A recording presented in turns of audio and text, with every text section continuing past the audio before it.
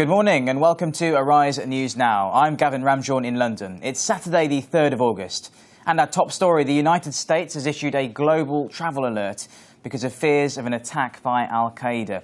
Communications were intercepted between senior figures in the organisation as the US announced more than 20 embassies and consulates would be closed and urged citizens to be vigilant when travelling abroad. Gavino Garay reports. The U.S. State Department issues a travel warning to the world. It warns Americans that Al-Qaeda may be planning attacks in August, particularly in the Middle East and North Africa, according to a statement. It prompted the U.S. to close 21 U.S. embassies and consulates this Sunday, including Afghanistan, Egypt, and Saudi Arabia. U.S. security sources say there is no single target and that the advisory applies more broadly to Western interests.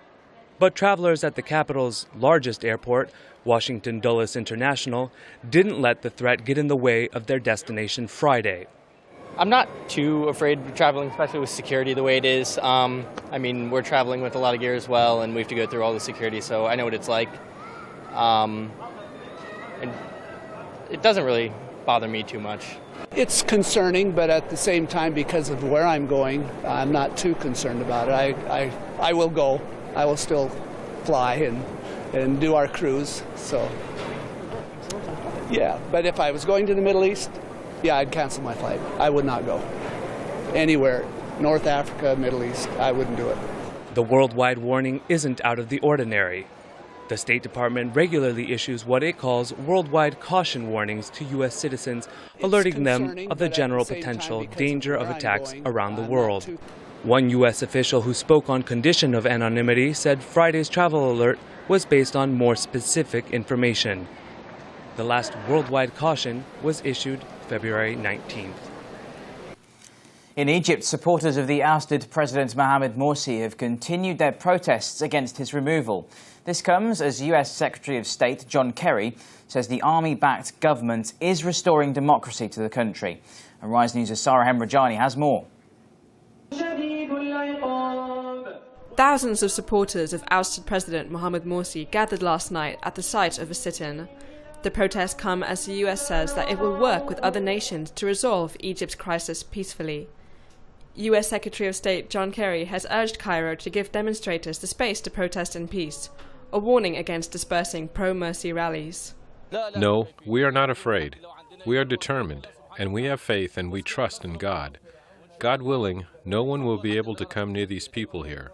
God willing. The government has drawn up a transition plan that would hold parliamentary elections in about 6 months.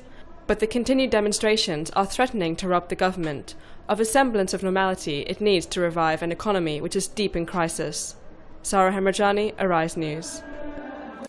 Suicide bombers in Afghanistan have attacked the Indian consulate in the city of Jalalabad this morning. Local residents say they heard gunfire in the area for at least an hour before the explosives detonated. Officials say at least 8 civilians have died in the attack and more than 20 people are injured. Indian authorities say none of their consulate staff were hurt. And in sport, Tiger Woods is on form at golf's Bridgestone Invitational and finished with a career-best round of 61 to lead the tournament.